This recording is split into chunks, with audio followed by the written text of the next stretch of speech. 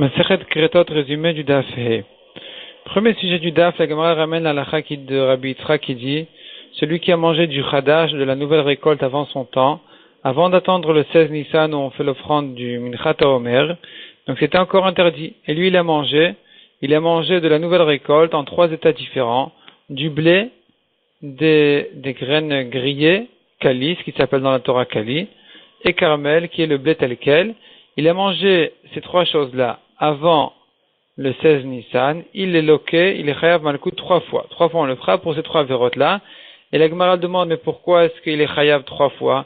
Pourtant la Torah n'a cité le Issour qu'une seule fois sur ces trois choses-là. On devrait dire qu'il n'est chayav qu'une seule fois. La Gemara explique que nous avons ici un mot en trop dans le Pasuk, qui aurait pu être appris des deux autres. Dans la Maskana de la Gemara, c'est le mot Kali, le grillé. Le blé grillé, c'était un mot en trop, on aurait pu l'apprendre de Lechem et de Carmel.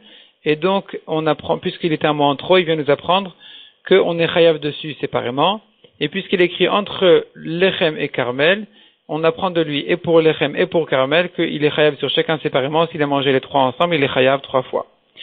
Deuxième sujet du Daf, la Gemara ramène, ne crois pas que la Gzera Shava est une dracha légère, puisqu'il y a beaucoup de halachot essentielles qui sont apprises de Gzerot Shavot. Par exemple, la Gemara ramène quelques exemples. Le pigoul, on est chayav karet, un korban donc qui a été fait avec une mauvaise pensée, on est chayav dessus karet, on l'apprend par une Gzera Shava. Le notar, on est chayav karet par une Gzera Shava. Un homme qui a fauté avec sa fille, c'est interdit, il est chayav, on l'apprend aussi par une Gzera Shava. De même, le chiyuv skila, quelqu'un qui est chayav skila qui doit être lapidé, ça aussi, on ne l'apprend que par une Gzera Shava, donc ça va nous apprendre combien la Gzera Shava est une dracha importante. Ensuite, la Gemara rentre dans les détails du Shemen HaMishra, l'huile d'onction qui est d'abord, la Torah interdit de reproduire cette huile-là. La Gemara ramène là-dessus quelques halachot. Celui qui fait l'huile que pour apprendre ou pour la donner, l'offrir au tibour, au public, il est patour. N'est chayav que celui qui l'a fait pour lui-même. De même, celui qui s'enduit de l'huile que lui-même a fait ou que quelqu'un d'autre a fait, il est patour, sauf si il a utilisé l'huile de Moshe Rabbeinu. C'est lui qui est chayav. La Gemara ramène les drachot dont on apprend toutes ces choses-là. La Gemara dit encore une chose. Il y a une différence entre l'Ektoret et le Shemen HaMishra. Donc malgré qu'on les a comparés, en disant qu'il n'est chayav que si il l'a fait pour lui-même, pas s'il l'a fait pour la donner au Tibour, il y a quand même une différence entre eux, que le Shemen HaMishra, il n'est chayav que s'il a fait la même quantité que Moshe Rabbeinu, alors que l'Ektoret, même s'il a fait une petite quantité, il est déjà chayav. Il est déjà chayav dessus. La Gemara ensuite ramène les quantités des parfums qu'il fallait utiliser, les sortes d'herbes qu'il fallait utiliser pour le Shemen HaMishra. Donc il y avait 4 espèces. Les 3 premières, il fallait mettre 500, un poids de 500 apparemment kalim. Et la 4e espèce, il suffisait de 250. La Gemara explique exactement d'où on apprend ça des psukim. Cette différence-là, qu'il fallait 250 de la 4e espèce et pas 500 comme les premières. La Gemara ensuite ramène une marloquette. Au moment où lorsqu'on pèse, donc il y a une espèce qu'il fallait peser 2 fois 250 pour arriver à 500. Est-ce que il faut vraiment que ça pèse exactement il faut mettre dans la balance, égaliser complètement la balance, que ce soit complètement équivalent, les parfums en question comme les poids de la balance, ou bien il faut ajouter un petit peu. Donc c'est une marloquette entre les Amoraïm. Est-ce qu'on ajoute ce hechrea en question, hechrea, ce qui s'appelle dans la Gemara hechraot, qui viennent baisser la balance du côté des herbes, ou non, au contraire, il faut les égaliser complètement. La Gemara ramène toutes les drachot des deux côtés, des deux svarot. Ensuite, la Gemara ramène une marloquette Tanaïm entre Rabbi Yehuda et Rabbi Yossi. De quelle manière exactement on préparait le Shemen HaMishra? Est-ce qu'il absorbait complètement, est-ce que les herbes en question devaient absorber complètement l'huile, ou bien il va nous manquer de l'huile? Donc il faudrait d'abord les mettre dans de l'eau. Une fois qu'ils se remplissent d'eau, ensuite on met dessus de l'huile et on essuie l'huile, on enlève l'huile, et c'est de cette manière-là qu'on va obtenir l'huile qui a été parfumée par ces racines, par ces espèces d'herbes en question. Donc ça c'est une marloquette entre Rabbi Yehuda et Rabbi Yossi. Celui qui pense, donc Rabbi Yehuda qui dit qu'on n'a pas de problème, on n'a rien à craindre que ça absorbe complètement l'huile, malgré qu'on devrait dire qu'il va en manquer. De toute façon, il dit, Il y a eu plusieurs nissim qui ont été faits avec cette huile-là, qui a duré tellement de temps, qui est restée en tout entière, sa quantité est restée entière de 12 logs jusqu'à la fin des temps, jusqu'à Mashiach, alors qu'on en a utilisé tellement pour l'inauguration du Mishkan, pour les Kélim du Mishkan, Aaron et ses enfants, les Kohanim, Gdolim et les rois, et malgré tout, la quantité est restée intacte. Donc de toute façon, il y a eu ce nes-là qui a eu lieu avec ce Shemen HaMishra. C'est pas grave de dire qu'on devait mettre l'huile, que les herbes en question, les racines, même si elles absorbent complètement l'huile, il va pas en manquer. De toute façon, il y a eu un nes qui a été fait avec ça. Ensuite, la Gemara, elle rentre dans les détails ici des halachot qu'on a vu. Donc, d'abord, Kohen Gadol, fils de Kohen Gadol, il faut le oindre avec le Shemen HaMishra. La Gemara ramène les psukim. Roi, fils de roi, il n'y a pas besoin de le oindre avec le Shemen HaMishra, sauf s'il y a une dispute sur la royauté, comme par exemple Shlomo avec son frère Adoniah. Là, il a fallu utiliser le Shemen HaMishra pour Shlomo. La Gemara ramène encore d'autres exemples, comme Yoachaz, qui a dépassé son grand frère Yoakim. Lui aussi a dû aussi utiliser le Shemen HaMishra. Selon la Maskana de la Gemara, c'était pas vraiment le Shemen HaMishra, parce qu'il a déjà été caché du temps de son père Yoshiyahu.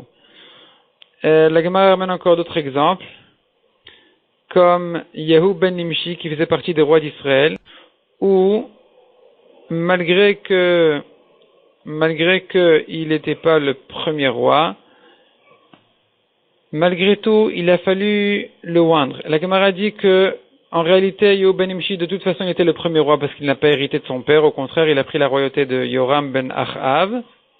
Et donc, de toute façon, il aurait fallu le oindre avec le Shemen HaMishra. Et puis, en dehors de ça, on a encore un autre problème. C'est que le Shemen HaMishra ne servait que pour les descendants de David, alors que lui, il était un roi d'Israël et pas un roi de Yehuda. Il n'était pas descendant de David du tout. Donc, on n'avait pas à utiliser le Shemen HaMishra pour lui. Non seulement on n'avait pas à l'utiliser, mais c'était interdit, parce qu'on n'a pas le droit de profiter du Shemen HaMishra, d'en profiter alors qu'il est Kadosh.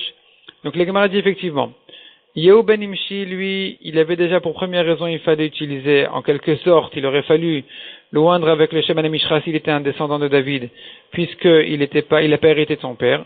Ensuite, il y avait déjà en dehors de ça, il y a une deuxième raison, c'est qu'il y avait une dispute sur la royauté de son temps. Il est venu prendre la royauté, se rebeller contre le roi qui l'a précédé, qui était Yoram, fils de Achav.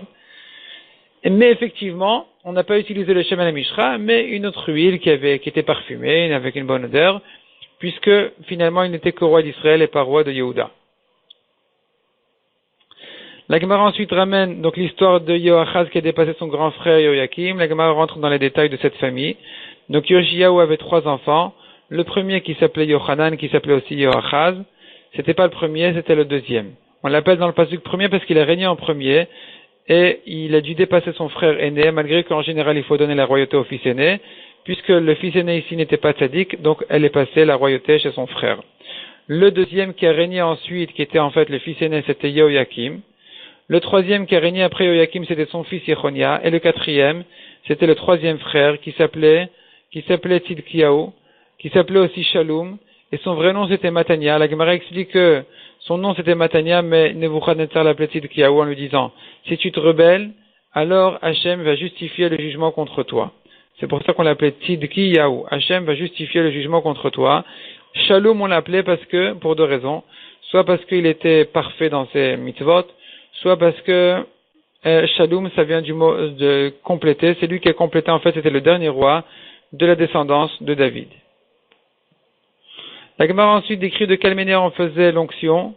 Les rois sous forme de couronne, les Kohanim, c'était une forme de cave sophite, où la Gemara dit Keminki Yevani, c'est une lettre grecque. La Gemara ramène ensuite une marloquette, sachant qu'il y a 2 étapes dans l'onction du Kohen Gadol. D'abord, une chose, c'est verser l'huile sur sa tête, et une deuxième chose, c'est de faire l'onction elle-même, de faire le tour de sa tête. Depuis, entre ses cils jusqu'à sa nuque. Et la Gemara ramène une marloquette, est-ce qu'on faisait d'abord l'onction et ensuite on versait sur sa tête, ou bien le contraire? La Gemara explique la raison de chacune des 2 sévarot. Ensuite, la Gemara ramène l'onction de Aaron. Aaron, Moshe Rabbeinu d'abord il craignait. Donc Aaron, il était oint avec le premier qui était oint avec le Shemen HaMishra, et il avait 2 gouttes de Shemen HaMishra qui étaient suspendues sur sa barbe, comme 2 pierres précieuses. Quand il parlait, elles montaient en haut à bas pour ne pas tomber. Et Moshe Rabbeinu a craint lui a mis trop de Shemen HaMishra et que donc il en a profité. Il a utilisé le Shemen HaMishra qui avait de la Kedusha. Aaron aussi a craint qu'il a parfumé ses habits avec ce Shemen HaMishra. Mais il y a une voix céleste, une batkol qui a dit, ne craignez rien, vous n'avez rien à craindre, c'est comme de la rosée qui n'a pas de problème de Me'ila, de Kedusha. Vous n'avez pas profité, vous n'avez pas utilisé le Shemen HaMishra pour des utilisations interdites.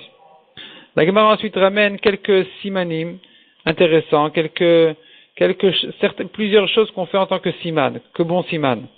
Donc, par exemple, les rois, les rois étaient oints sur la source en tant que siman, sur des sources en tant que siman que leur royauté va durer, comme la source qui se prolonge. Deuxièmement, dit la Gemara, un homme qui veut savoir s'il va terminer son année, qu'il mette une bougie pendant les 10 jours entre Rosh Hashanah et Kippour, et s'il voit que la bougie se termine, alors qu'il n'y a pas de vent du tout, c'est la preuve, c'est-à-dire s'il n'y a pas de vent et que la bougie a duré jusqu'à la fin de l'huile, c'est la preuve qu'il va terminer son année. Si elle s'est éteinte avant, malgré qu'il n'y a pas de vent là-bas, c'est un problème. Troisième siman dit la Gemara, quelqu'un qui veut savoir si il va réussir son affaire, qu'il essaye un coq, il essaye de faire grandir un coq, s'il voit qu'il grossit bien, qu'il paraît bien, c'est la preuve que c'est le siman qui va réussir son affaire. De même, dit la Gemara, un homme qui part en chemin, il veut savoir s'il va revenir en paix chez lui, qu'il rentre dans une maison un peu obscure et il regarde s'il voit l'ombre de son ombre, c'est le siman que il va revenir, c'est le siman qui va bien revenir. Mais la Gemara dit de ne pas faire tous ces simanim. Il a de peur qu'un homme risque de voir que le siman n'a pas marché, et donc il risque de se décourager. Au contraire, le fait son découragement, c'est ça le pire des simanim. C'est ça qui le met le plus en danger.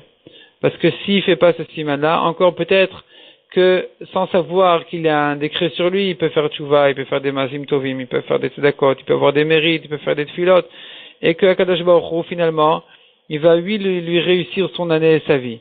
Mais là, en se décourageant, il va tout perdre. La Gemara dit que, donc, puisqu'on dit que le siman est une vraie chose, il faut faire les simanim de Rosh Hashanah, de manger les fruits et les légumes qui ont comme siman Rashi explique certains qui poussent vite, ou d'autres qui sont doux et sucrés. C'est le siman d'avoir une bonne année.